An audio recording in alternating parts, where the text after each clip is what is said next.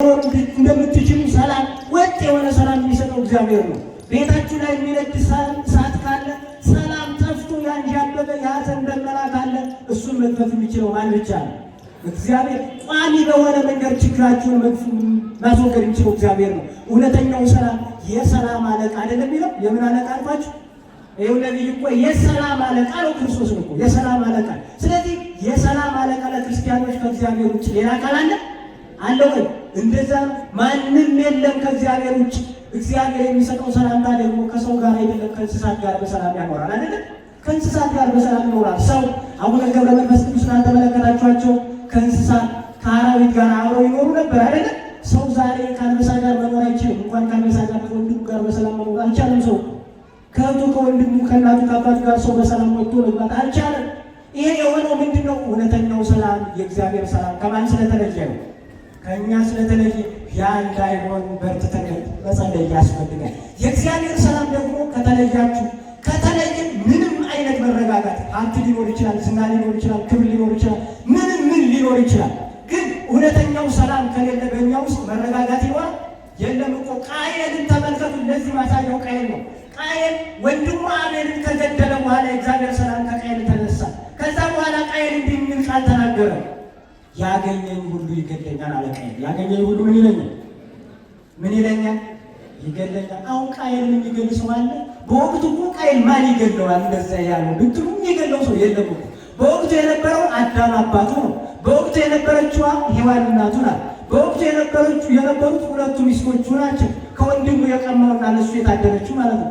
ግን አቤል ቃየል የእግዚአብሔር ሰላም ከሱ ስለተለየ አባቱ በራሱ ስጋት ሆነ። እናቱ በራሱ ስጋት ሆነችበት። እህቶቹ በራሱ ስጋት ሆኑበት። ከእግዚአብሔር ስንነጠል ሰዎች ሁሉ ስጋት ይሆኑብናል። አባት ሳይቀር ለኛ ስጋት ይሆናል። ወንድም ሳይቀር ስለኛ ስጋት ይሆናል። ለዛ ነው ሰዎች የሚሰጉት ሰዎች መብዛታቸው። ከቤተሰብ እስከ ውጭ ስጋቴ ብዙ ነው ብለው የሚናገሩ ሰዎች ለእኔ እድገት እገሌ ምንም አይነት ስራ ይሰራል፣ እኔ ወደኋላ ለመጎተት በእኔ ላይ እንዲህ ያደርጋል የሚል ሰው እኮ በጣም ብዙ ነው። እንዲህ አይነት ሰው እንዲህ አይነት ሀሳብ ከምናመጣው ቢባል እውነተኛው የእግዚአብሔር ሰላም ከሱ ስለተለየ ነው። ስለዚህ ክርስቲያኖች እውነተኛው ሰላም ከየት ነው የሚገኘው? እውነተኛው ሰላም ያለው ከቤት ነው የሚለው መዝሙር ታውቃላችሁ አይደል? ስለዚህ እውነተኛው ሰላም ያለው ከማን ነው? ከየት ነው የሚገኘው?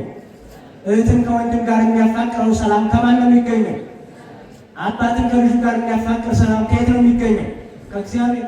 ሁሉንም ነገር የሚያፋቅር ሰላም ከማን ነው የሚገኘው?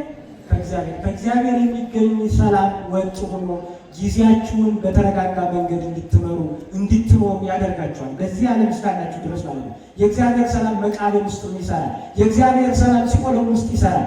የእግዚአብሔር ሰላም በሰማይም በምድር ለሚኖሩት ለሁሉም ነው የሰራው እግዚአብሔር። ይህንን ሰላም ሲያወርድ በዚህ ዓለም ለምንኖር ለእኛ ብቻ ሳይሆን በመቃብር ላሉት ነው። ዛሬ የሚያርፉትን ሰዎች እኛ ከዚህ በኋላ አይነሱም ብለን እናለቅስላቸዋለን? አናለቅስም። ከዚህ በኋላ ክርስቶስ ሲመጣ እነሱን አያስነሳቸው? ያስነሳቸዋል። ከዚህ በኋላ ሰዎች ወደ መቃብር ሲወርዱ እየተጸነሱ ነው። መቼ ሊወለዱ? ክርስቶስ ሲመጣ።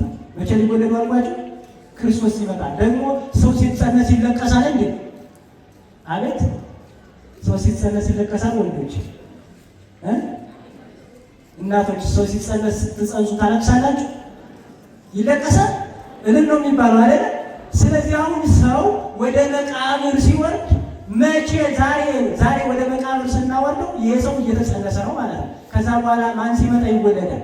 ክርስቶስ ሲመጣ። ያው ደግሞ ሕያው በሆነ አካል እኮ ነው። ክርስቶስ ሲመጣ እኮ የምንወለደው በዚህ በሚፈርስ በሚበሰብስ በሚቆስል ማንነት ባለው ስጋ አይደለም። በማይፈርስ ስጋ፣ በማይበሰብስ ስጋ፣ ሞት በማይስማማው በዛ ስጋ እንነሳለን። ስለዚህ ክርስቶስ መጥቶ የሚያስነሳን በዚህ ስጋ ነው። ክርስቲያኖች ተስፋ የምናደርገው ከዚህ የተነሳ ነው እና መድኃኒዓለም ክርስቶስ ለውጩም ለውስጡ የሚሆን ሰላም ሲሰጠን ሰላም ለሁላችሁ ይሁን አለ።